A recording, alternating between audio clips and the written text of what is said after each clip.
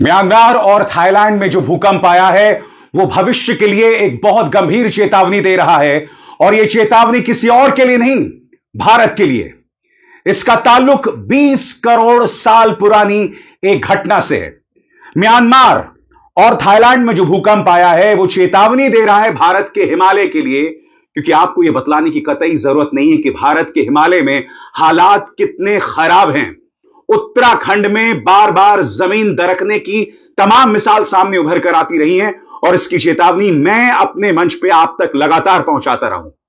मगर बड़ा प्रश्न दोस्तों, आखिर क्या वजह है कि मैं इस घटना को 20 करोड़ साल पुरानी घटना के साथ जोड़ रहा हूं? उसके लिए आपको इंतजार करना पड़ेगा दोस्तों। मगर यह अपने आप में कितना अजीब और गरीब लगता है ना। वो म्यांमार जो रोहिंग्याओं पर जबरदस्त अत्याचार कर रहा था, आज वो दुनिया के सामने गिड़गिड़ा रहा है। क्योंकि इस वक्त जब मैं कार्यक्रम रिकॉर्ड कर रहा हूं तो म्यांमार में कम से कम 1000 लोग तबाही से मारे गए हैं। इंतजार कीजिए, क्योंकि मैं आपको बतलाने वाला हूं कि भारत के लिए इसके क्या मायने होने वाले हैं। मगर एक एक करके आपके सामने मैं तस्वीरें पेश कर रहा हूं म्यांमार में तबाही के नजारों की। सबसे पहले करीब 52 सेकंड का एक वीडियो जिसमें आप देखेंगे एक कार चल रही है सड़क से और आसपास के घरों का नजारा आप देखने वाले हैं। घर पूरी तरह से एक तरफ झुक गए हैं, बुरी तरह से झुक गए हैं। आज म्यांमार का जो नजारा है वहां मैं नहीं जानता हूं कितने साल लग जाएंगे हालात को सामान्य होने में। सबसे पहले दोस्तों यह वीडियो देखिए और इंतजार कीजिए, मैं आपके सामने भारत को लेकर एक बहुत गंभीर शोध लेकर आया हूं। पहले देखिए यह वीडियो।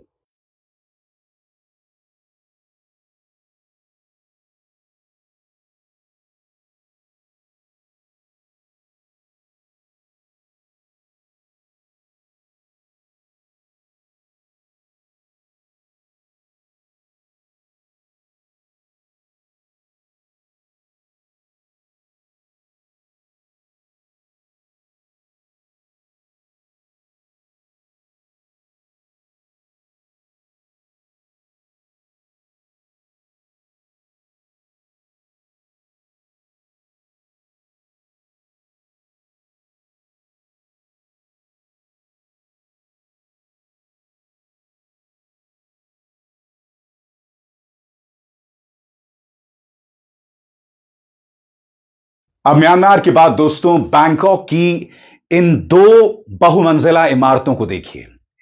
इन दोनों के बीच में एक स्ट्रक्चर फंसा हुआ है दोस्तों, और ये जो दोनों स्काई स्क्रेपर्स हैं इस तरह से हिल रही हैं मानो दो लोग नृत्य कर रहे हैं। मैं जानता हूं ये जो उपमा मैंने दी है, ये जो कंपैरिजन मैंने दिया है वो वाजिब नहीं है, मगर ये जो नजारा है अपने आप में कितना खौफनाक है कि एक स्ट्रक्चर बीच में फंसा हुआ है और ये जो दोनों इमारतें हैं किस तरह से आपस में हिल रही हैं। इस मंजर को देखिए, क्योंकि यह मंजर बैंकॉक से उभर कर आ रहा है।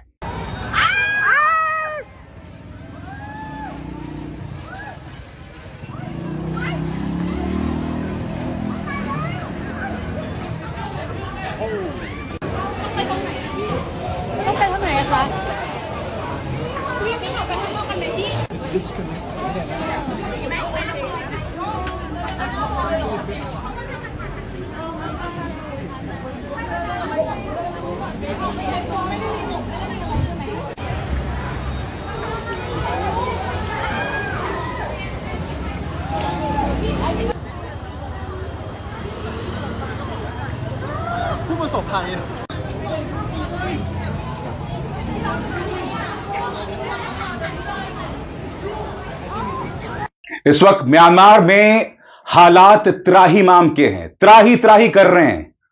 कई जगह पर वर्कर्स जो हैं वो रबल के अंदर फंसे हुए हैं। अब मैं आपको एक और वीडियो दिखाता हूं। पूरी तरह से एक इमारत तहस नहस हो गई है, मगर उसके नीचे अब तक लोग फंसे हुए हैं। लोग अपने आप इस कदर बेबस हैं कि उन्हें बाहर तक नहीं निकाल पा रहे हैं। देखिए नजारा जो अपने आप में इस प्रलयंकारी मंजर को बयां कर रहा है। देखिए किस तरह से लोग फंसे हुए हैं। เอาที่ออกได้เอาที่ออกได้ถ้าออกไม่ได้ต้องรออุปกรณ์ใช่อุปกรณ์ก่อนนะรออุปกรณ์ลงคนมาแล้วคนมาแล้ว म्यांमार में क्या एयरपोर्ट क्या रिहायशी इलाका, सब तरफ तबाही का मंजर है।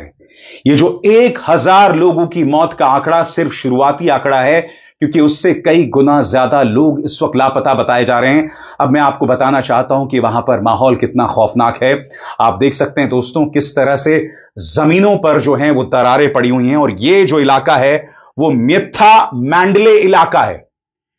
म्यथा मांडले इलाका जो है म्यांमार का, वहां पर आप देखिए जमीन पर किस तरह से दरारें पड़ी हुई हैं।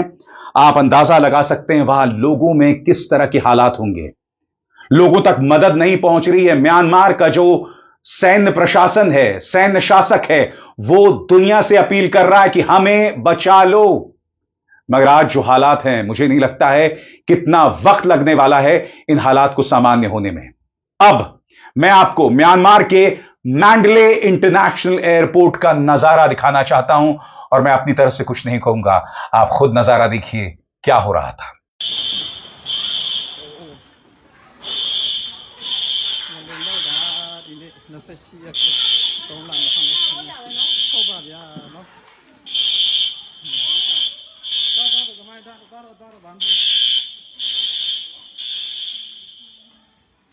एयरपोर्ट तबाह, रिहायशी इलाके तबाह, बिल्डिंग्स आपस में किस तरह से हिल रही थी वो नजारा आपने देखा। मगर म्यांमार की जो प्रसिद्ध यूनिवर्सिटी है, विश्वविद्यालय, जहां लोग पढ़ने आते हैं, जहां उनके युवा पढ़ने आते हैं, उस यूनिवर्सिटी की क्या हालत हो गई है दोस्तों, आप खुद इस वीडियो में देखिए।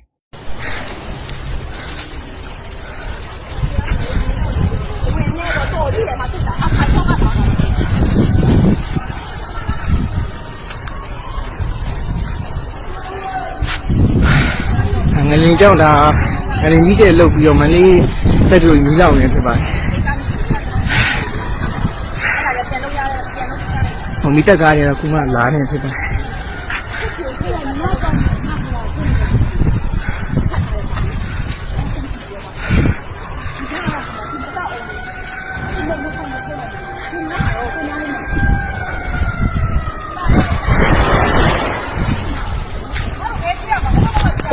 không bắt đâu dọn một hôm nọ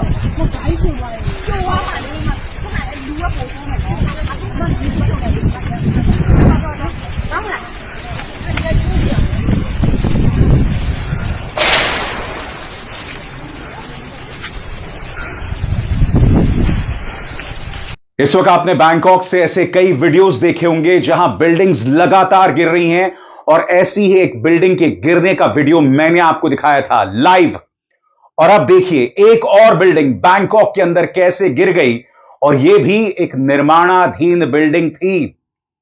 ऐसे कई बिल्डिंग्स 7.7 तीव्रता के इस भूकंप के सामने बुरी तरह से धराशायी हो गई। देखिए एक और नजारा।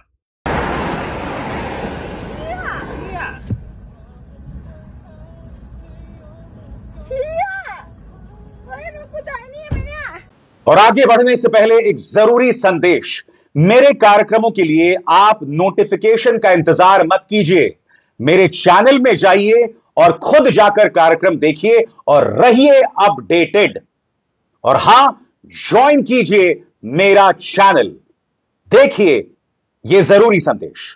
स्वतंत्र और आजाद पत्रकारिता का समर्थन कीजिए, सच में मेरा साथी बनिए। बहुत आसान है दोस्तों, इस ज्वाइन बटन को दबाइए और आपके सामने आएंगे ये 3 विकल्प, इनमें से एक चुनिए और सच के इस सफर में मेरा साथी बनिए।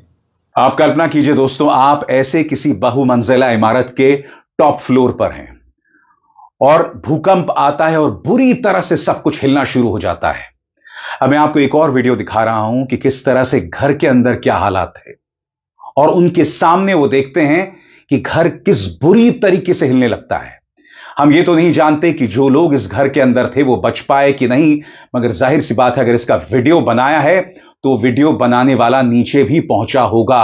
देखिए ये खौफनाक नजारा, और ये वीडियो भी म्यांमार के मांडले इलाके का बताया जाता है।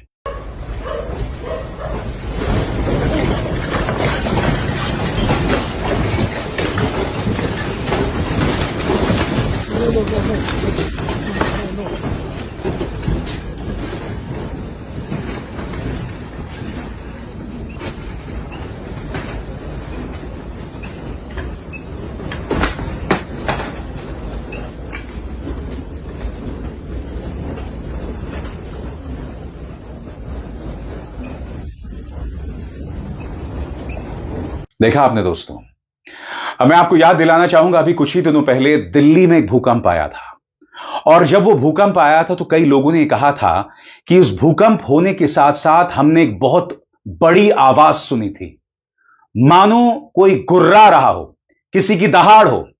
बताया जा रहा है दोस्तों कि वो जो आवाज लोगों ने सुनी थी दिल्ली के भूकंप में, दिल्ली जो है वो सीज्मिक जोन, एक बहुत ही संवेदनशील सीज्मिक जोन पर मौजूद है। यानी दिल्ली जहां पर है उसके नीचे जो टेक्टोनिक प्लेट्स हैं वो बहुत ज्यादा अस्थिर हैं। और जब यह भूकंप आया था तो दो टेक्टोनिक प्लेट्स, उनके बीच में जो खोखलापन था, यह आवाज उसकी थी। आज कहीं ना कहीं जो भूकंप हमने म्यांमार और थाईलैंड में देखा है वो भारत के लिए चेतावनी दे रहा है। और वो ये भी चेतावनी दे रहा है कि इस बार जो भूकंप भारत में आएगा उसका केंद्र बिंदु हिमालय में हो सकता है। मुझे आपको बतलाने की जरूरत नहीं है दोस्तों, हाल ही में बद्रीनाथ में किस तरह से जमीन दरक रही थी और इसको लेकर मैंने अपने मंच पर कई कार्यक्रम किए थे।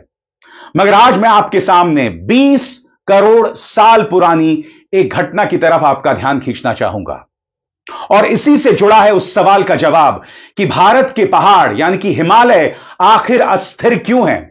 इसका आसान सा जवाब यह है दोस्तों कि दुनिया में जितने भी पहाड़ हैं, जी हां जितने भी पहाड़ हैं, भारत के जो पहाड़ हैं वो सबसे ज्यादा युवा हैं, सबसे ज्यादा कम उम्र के हैं। और जब आपकी उम्र कम होती है तो आपके अंदर अस्थिरता ज्यादा होती है। इसका आसान सा जवाब तो यह हो गया दोस्तों। मगर अब मैं आपके सामने तथ्यों के जरिए और तस्वीरों के जरिए समझाने की कोशिश करूंगा। दोस्तों आपके सामने यह है दुनिया का मानचित्र और इसमें आप देख सकते हैं महाद्वीप अलग हैं, देश अलग हैं, बाकायदा यह दुनिया का मानचित्र है, यह पृथ्वी है। और इसमें आप भारत को भी देख पाएंगे, अमेरिका को भी देख पाएंगे, अफ्रीका को भी देख पाएंगे, ऑस्ट्रेलिया और अंटार्कटिका को भी देख पाएंगे। मगर आज से 20 करोड़ साल पहले यह सब कुछ एक लैंड मास था, जमीन का एक टुकड़ा था। और 20 करोड़ साल पहले एक बड़ा भूकंप आता है और उसके बाद से होता क्या है दोस्तों, जो ये लैंड मास है वो टूटने लगता है, यानी बिखरने लगता है। मैं आपको बतलाना चाहता हूं उस वक्त जो लैंड मास था उसका नाम था पैंजिया। और ये जो पैंजिया था इसमें यूरेशिया और गोंडवाना दोनों एक हिस्सा थे। अब आप कहेंगे गोंडवाना क्या है दोस्तों? गोंडवाना जो है इसका हिस्सा भारत था, आधुनिक भारत। और 20 करोड़ साल पहले जो घटना होती है, गोंडवाना जो है पैंजिया से अलग हो जाता है। अब इस गोंडवाना के अंदर भारत भी है, अफ्रीका भी है, ऑस्ट्रेलिया भी है और अमेरिका भी है। जी हां, 20 करोड़ साल के बाद जो तमाम घटनाएं होने लगती हैं उसके बाद ये जो लैंड मास है वो बिखरने लगता है, जमीन का ये टुकड़ा दरकने लगता है और धीरे धीरे धीरे देश बनने लगते हैं, महाद्वीप बनने लगते हैं, कॉन्टिनेंट्स बनने लगते हैं। अब आपको गौर करना पड़ेगा भारत पर। दोस्तों 20 करोड़ साल पहले जो ये घटना हुई है उसके बाद से ही भारत जो है वो लगातार उत्तर की तरफ बढ़ रहा है, यानी यूरेशिया की तरफ बढ़ रहा है। और इसका परिणाम यह हो रहा है कि हमारे जो माउंटेन्स हैं, हमारे जो पहाड़ हैं वो सिकुड़ रहे हैं, वो कॉन्ट्रैक्ट हो रहे हैं, उनमें फ्रिक्शन देखा जा रहा है, जिसकी वजह से उनका कद बढ़ रहा है मगर उनमें अस्थिरता भी लगातार बढ़ रही है। यही वजह है कि भारतीय पहाड़ों को बहुत ज्यादा अस्थिर माना जाता है। और मैंने आपको यह भी बताया था कि किस तरह से भारत जो है वो उत्तर की तरफ बढ़ रहा है, यूरेशिया की तरफ बढ़ रहा है, जिसकी वजह से अस्थिरता बढ़ रही है। और इस बारे में जानकार क्या कहते हैं आपके स्क्रीन पर। भारतीय टेक्टोनिक प्लेट यूरेशियन प्लेट के नीचे जाने लगी और इससे पैदा दबाव के नतीजे के तौर पर हिमालय बनना शुरू हुआ। दबाव से ऊपर उठी जमीन हिमालय की शक्ल में सामने आने लगी। भारतीय प्लेट आज भी हर साल 5 सेंटीमीटर यूरेशियन प्लेट के नीचे जा रही है। इसी दबाव की वजह से हिमालय की ऊंचाई आज भी बढ़ रही है और इसी कारण हिमालय को दुनिया का सबसे युवा पहाड़ माना जाता है। भारतीय और यूरेशियन प्लेट के बीच एक भयानक दबाव जब एक क्रिटिकल पॉइंट तक पहुंच जाता है कि टेक्टोनिक प्लेट उसे बर्दाश्त नहीं कर पाती तो वो टूटती है और उससे पैदा होने वाली भयानक ऊर्जा भूकंप की शक्ल में सामने आती है।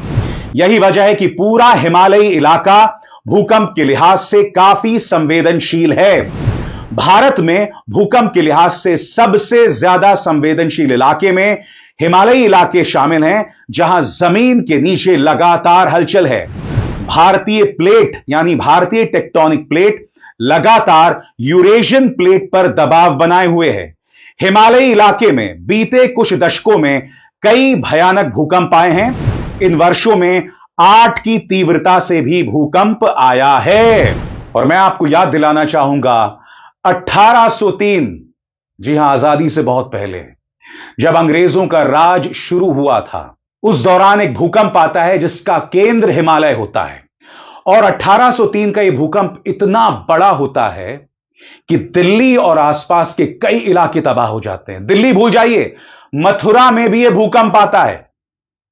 और इस भूकंप के बारे में हिस्टोरियंस, इतिहासविद क्या कहते हैं, इस पर भी गौर कीजिएगा। दोस्तों, आपके स्क्रीन पर यह कुतुब मीनार, इस भूकंप में कुतुब मीनार को भी जबरदस्त नुकसान पहुंचा था। यानी कि तमाम कड़ियों को जोड़िए, 20 करोड़ साल पहले गोंडवाना जो है वो पैंजिया से अलग हो जाता है। भारत जो है उसके टेक्टोनिक प्लेट्स लगातार यूरेशियन टेक्टोनिक प्लेट्स के अंदर घुस रहे हैं, जिसकी वजह से हिमालय बना, मगर अस्थिरता बढ़ रही है। और हर 100-200 साल में भारत में एक गंभीर भूकंप आता रहता है। हिस्टोरियंस ने, इतिहासविदों ने क्या कहा है 1803 के भूकंप के बारे में, इसके एक एक शब्द पर आपको गौर करने की जरूरत है। 1803 का खौफनाक नजारा। श्रीनगर में करीब 500 से 1000 घर तबाह हो गए थे और एक भूस्खलन भी हुआ था। वहीं मथुरा, अलीगढ़ और आगरा के पास जमीनों में दरार पड़ गई थी और मिट्टी धंसने की घटनाएं हुई थी। करीब 200 से 300 लोगों की मौत घरों की छतें गिरने से हुई। देवप्रयाग, जोशीमठ, बद्रीनाथ और अल्मोड़ा में भी काफी नुकसान हुआ। एक भूस्खलन ने यमुना नदी के पूर्वी किनारे पर बसे एक छोटे से गांव और किले को पूरी तरह दफना दिया। झटके मथुरा में काफी तेज महसूस हुए और कई मिनटों तक चलते रहे। शहर में कई पक्के घर नष्ट हो गए, जिससे लोग घर छोड़कर सड़कों और खेतों में भाग गए। एक गर्भवती महिला की मौत गिरती टाइल्स की चपेट में आने से हो गई। खेतों में बड़ी दरारें पड़ी, जिनसे भारी मात्रा में पानी निकलने लगा। इन दरारों में से एक ने मस्जिद के गुंबद का कुछ हिस्सा निगल लिया। और जैसे मैंने बताया दोस्तों, इसका असर कुतुब मीनार पर पड़ा था। और 1803 के उस भूकंप का असर कुतुब मीनार पर क्या पड़ा था, उस पर भी गौर कीजिए। दिल्ली में कुतुब मीनार के ऊपर का गुंबद गिर गया और इसका मुख्य स्तंभ कमजोर हो गया। रिपोर्ट्स के मुताबिक कश्मीर घाटी के श्रीनगर में खानकाह-ए-मौला की चोटी भी गिर गई, लेकिन हो सकता है कि इसे किसी पुराने भूकंप से जोड़कर बताया गया हो। शहर में दरारें देखी गई। कोलकाता के आचार्य Jagdish Chandra Bose Indian botanic garden की पानी की टंकी में भूकंप की वजह से ऐसी तेज लहरें उठी कि मछलियां अपने एक्वेरियम से बाहर आ गईं। और इस सदी में, जिसे हम 19वीं सदी कहते हैं, 1803 और उसके बाद 1833, तब भी तेज भूकंप के झटके महसूस किए गए थे। और अब क्या हो रहा है? अब से कुछ दिनों पहले दिल्ली में एक ऐसा ही भूकंप आया था जिसमें बहुत जबरदस्त शोर हुआ था। किसी की मौत नहीं थी, मगर आने वाले वक्त के लिए यह भूकंप एक चेतावनी है, क्योंकि म्यांमार और थाईलैंड हमसे बहुत दूर नहीं है दोस्तों। अगर वहां पर ऐसा हुआ है तो कल्पना कीजिए कि भारत में क्या होगा। वो भारत जहां पर हम अपने हिमालय, अपने उत्तराखंड, अपने हिमाचल का दोहन लगातार कर रहे हैं और सरकार को इसकी बिल्कुल भी परवाह नहीं है। मैं आपसे एक सवाल पूछना चाहता हूं, सरकार ने कब पर्यावरण पर कभी गंभीर चर्चा कराई हो? सवाल यह कि क्या अब भाजपा सरकार इस मुद्दे पर गंभीर चर्चा कराएगी, या हम किसी बड़ी दुर्घटना का इंतजार करते रहेंगे? अभिसार शर्मा को दीजिए इजाजत। नमस्कार।